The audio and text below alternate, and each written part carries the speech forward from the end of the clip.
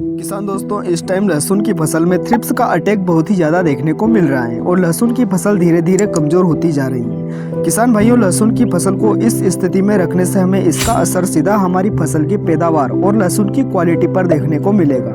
लहसुन में थ्रिप्स एक बार लग जाती हैं तो फिर जाने का नाम नहीं लेती है, क्योंकि यह एक ऐसा कीट है जो लहसुन और प्याज की फसल में पत्तियों के अंदर छुपकर बैठता है और छोटी मोटी कीटनाशक दवाइयों से मरता भी नहीं है। किसान भाइयों, थ्रिप्स एक ऐसा कीट है जो नंगी आंखों से देखने पर दिखाई भी नहीं देता है और लहसुन की फसल में तो बिल्कुल भी दिखाई नहीं देता, क्योंकि लहसुन की फसल में यह कीट लहसुन के पौधे में पत्तियों के अंदर जो बीच की छोटी पत्तियां निकल रही होती हैं उनके अंदर जाकर बैठता है और पत्तियों का रस चूसता है। क्योंकि थ्रिप्स लहसुन की पत्तियों की ऊपरी सतह को धीरे धीरे खुरच कर उनका रस चूस लेते हैं, जिससे पत्तियों पर सफेद धब्बे या चांदी जैसे धब्बे पड़ जाते हैं और पत्तियां अपना भोजन सही से बना नहीं पाती हैं। उसकी वजह से लहसुन में झुलसा रोग या जलेबी रोग लग जाता है। अब इसका सीधा असर हमारी लहसुन की पैदावार और साइज में देखने को मिलता है, क्योंकि थ्रिप्स के अटैक से लहसुन में जो भी रोग व फंगस आदि की शिकायत देखने को मिलती है। इनसे लहसुन की गांठें छोटी रह जाती हैं और लहसुन की साइज बड़ी नहीं बन पाती,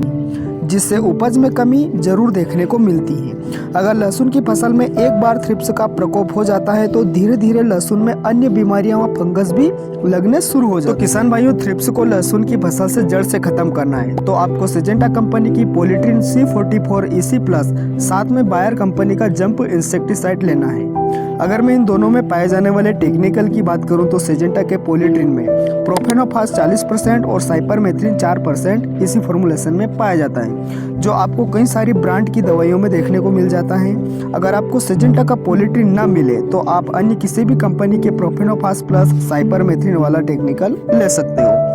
बायर कंपनी के जंप इंसेक्टिसाइड में फिप्रोनिल 80% WG फॉर्म में पाया जाता है। यह एक ऐसा टेक्निकल है जो थ्रिप्स को कंट्रोल करने में सबसे ज्यादा काम करता है। फिप्रोनिल कीटों के तंत्रिका तंत्र को नष्ट करके कीटों को अपाहिज बना देता है, जिससे कीट खाना पीना छोड़ देते हैं और 1 से 2 दिन में मरने लगते हैं। किसान भाइयों, चाहे तो आप बायर कंपनी के जंप इंसेक्टिसाइड की जगह पर घरड़ा कंपनी के पोलिस इंसेक्टिसाइड का भी उपयोग कर सकते हो, जहां पर आपको जंप में फिप्रोनिल 80% देखने को मिलता है।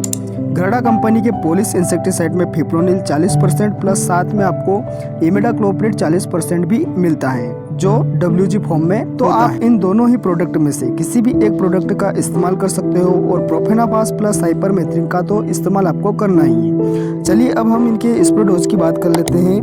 किसान भाइयों, प्रोफेनाफास प्लस साइपरमेथ्रिन यानी पॉलीट्रिन को आपको प्रति 15 लीटर पंप की टंकी में 30 से 40 ml लेना और जंप इंसेक्टिसाइड की मात्रा आपको 30 से 40 ग्राम प्रति एकड़ लेना है।